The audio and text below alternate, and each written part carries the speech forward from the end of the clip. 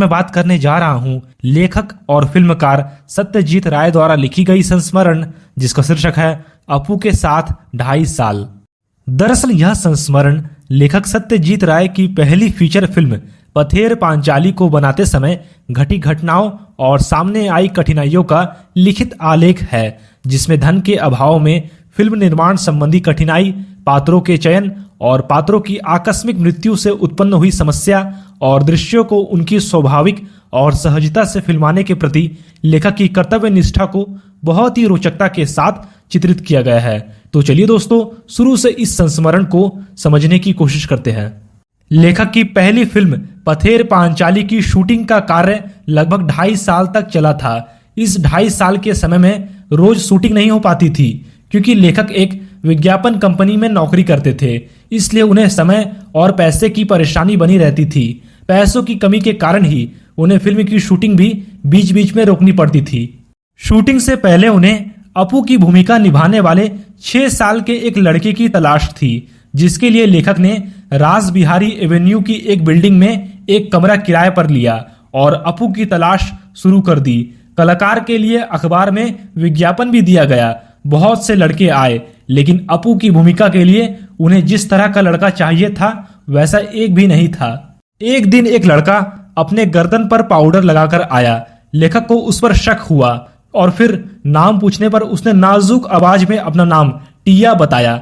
फिर लेखक ने यह नाम सुनकर उसके पिताजी से कहा, क्या इसके बाल अभी कटवा कर यहाँ लाए हो? फिर उसके पिताजी ने उत्तर दिया, यह मेरी बेटी है।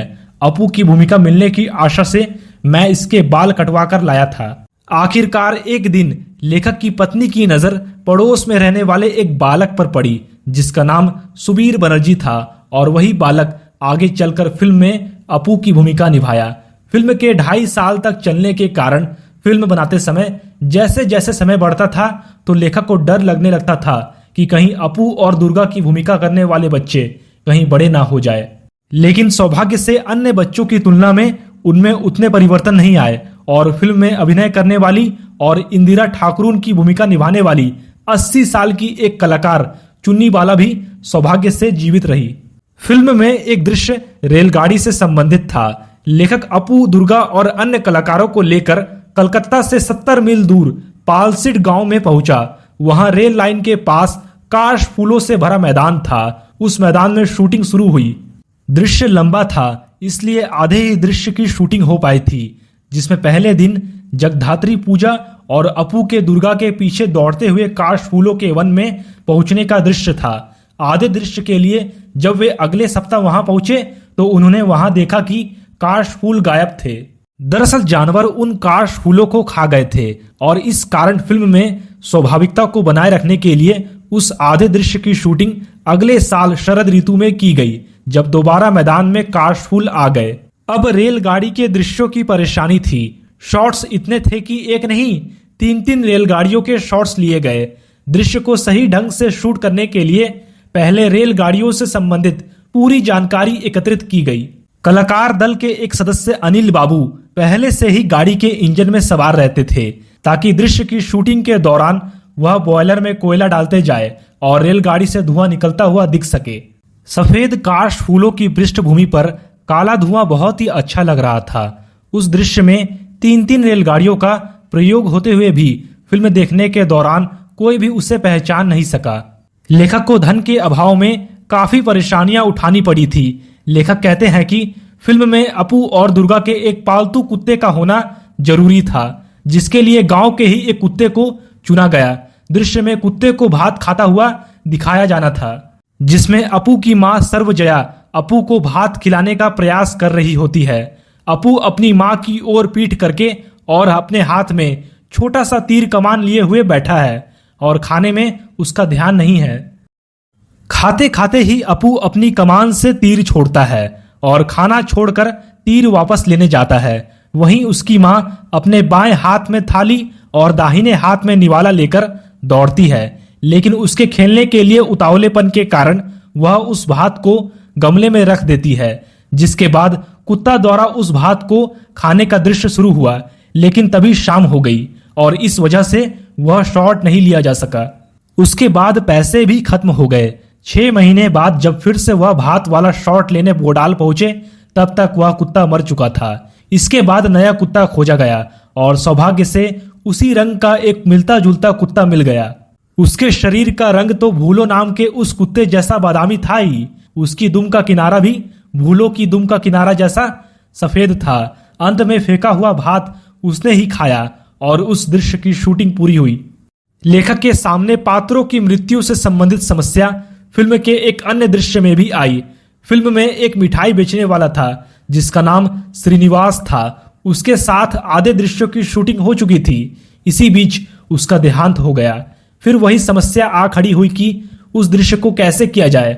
फिर एक आदमी मिला जिसकी कद काठी उसी के समान थी, लेकिन उसका चेहरा अलग था। इसलिए 1 नंबर श्रीनिवास बाजबन से बाहर आता है और अगले दृश्य में 2 नंबर श्रीनिवास को मुखर्जी के घर के गेट के अंदर जाते हुए दिखाया गया और इस अंतर को दर्शक पहचान नहीं सके। श्रीनिवास के सीन में भूलो कुत्ते के कारण एक और परेशानी हुई। एक खास सीन में दुर्गा और अपू को मिठाई वाले के पीछे दौड़ना होता है और उसी समय भूलो कुत्ते को भी छलांग लगाकर दौड़ना होता है। भूलो प्रशिक्षित नहीं था, इसलिए वह मालिक की आज्ञा को नहीं मान रहा था। अंत में दुर्गा के हाथ में थोड़ी मिठाई छिपाते हुए उसे कुत्ते को दिखाकर दौड़ने की योजना से शूटिंग पूरी की गई। इसके बाद पैसों की कमी के कारण बारिश के दृश्य में भी लेखक को काफी मुश्किलों का सामना करना पड़ा, जिसकी वजह से बारिश के दिन आकर चले गए थे लेकिन शूटिंग नहीं हो पाई थी। जब लेखक के पास पैसे आए तब शरद ऋतु आ चुकी थी, लेकिन उस समय बरसात होने की संभावना बहुत कम थी। लेखक रोजाना कलाकारों, कैमरा और टेक्नीशियंस को लेकर देहात में जाते थे और बरसात का इंतजार करते रहते थे। आखिर एक दिन बरसात आ गई। अपू और दुर्गा एक पेड़ के नीचे बैठे थे। कैमरे में उन्हें देखा तो अपू ठंड के मारे ठिठुर रहा था, जिसकी वजह से दृश्य में स्वाभाविकता आ गई थी। शॉट लेने के बाद उन्हें दूध में ब्रांडी मिलाकर दी गई जिससे उनके शरीर को गर्म किया जा सके। पथेर पांचाली का यह दृश्य बहुत ही सुंदर था। लेखक को शूटिंग के लिए गोपाल गांव की तुलना में बोडाल नाम का एक गांव अधिक उपयुक्त लगा, क्योंकि वहां पर अपू का घर, स्कूल, मैदान, खेत, आम का पेड़ और बांस सभी कुछ था। लेकिन वहां कुछ विचित्र लोगों से उनका परिचय हुआ। एक सज्जन थे सुबोध दा, जिनकी उम्र 60-65 थी और उनका सिर गंजा था। वे अकेले रहते थे और कुछ न कुछ बड़बड़ाते रहते थे। फिल्म वालों के प्रति उनके मन में गुस्सा था, इसलिए फिल्म वालों के विषय में सुनते ही चिल्लाने लगे, मारो इनको लाठियों से। वास्तव में वे मानसिक रूप से बीमार थे। वे आते जाते लोगों पर टिप्पणियां किया करते थे। वे किसी को रूजवेल्ट, किसी को चर्चिल, किसी को हिटलर तो किसी को अब्दुल गफ्फार खान कहा करते थे। वे सबको दुष्ट और अपना दुश्मन समझते थे। उनसे अच्छी तरह परिचय होने के बाद वे उन्हें वायलिन पर लोक गीतों की धुन बजाकर सुनाया करते थे। इसी प्रकार एक धोबी को भाइयों और बहनों कहकर किसी राजकीय समस्याएं पर भाषण देने की आदत थी। शूटिंग के समय उसका यह पागलपन भरा भाषण बहुत परेशानी पैदा करता था, जिससे साउंड का काम प्रभावित होता था। शूटिंग के दौरान उसके रिश्तेदारों ने उसे बड़ी मेहनत मशक्कत से संभाला। लेखक ने कोलकाता में शूटिंग के लिए किराए पर एक मकान लिया था जो बेहद जर्जर अवस्था में था, जिसकी मरम्मत में उन्हें 1 महीना लग गया था। लेखक अपना सामान रखने के लिए उस मकान के कुछ कमरों का उपयोग करते थे। एक कमरा जिसमें साउंड रिकॉर्डिस्ट भूपेन बाबू बैठा करते थे, जिनसे लेखक केवल हाँ या ना में साउंड के ठीक होने के विषय में पूछा करते थे। एक दिन उसमें एक सांप निकल आया तो लेखक ने भूपेन बाबू से बाहर से पूछा, साउंड ठीक है? लेकिन वहां से कोई जवाब नहीं आया। जब 2-3 बार पूछने पर भी जवाब नहीं आया तो लेखक अंदर गए और उन्होंने देखा कि सांप को देखकर भूपेन बाबू की बोलती बंद हो गई थी। इसके बाद वहां के स्थानीय लोगों ने बताया कि वह सांप वास्तु सर्प है, मतलब कुल देवता है। इस कारण लेखक और उनके दल ने उस सांप को छोड़ दिया और वह सांप कई दिनों तक वहीं रहा। तो दोस्तों, इस वीडियो को लाइक और शेयर करके आप हमारा आत्मविश्वास बढ़ा सकते हैं और हमारे चैनल पर पहली बार आए हैं तो चैनल को सब्सक्राइब जरूर करें। और दोस्तों, ऐसे ही कुछ और वीडियोस के लिए आप हमें कमेंट बॉक्स पर लिखकर जरूर बताएं। धन्यवाद।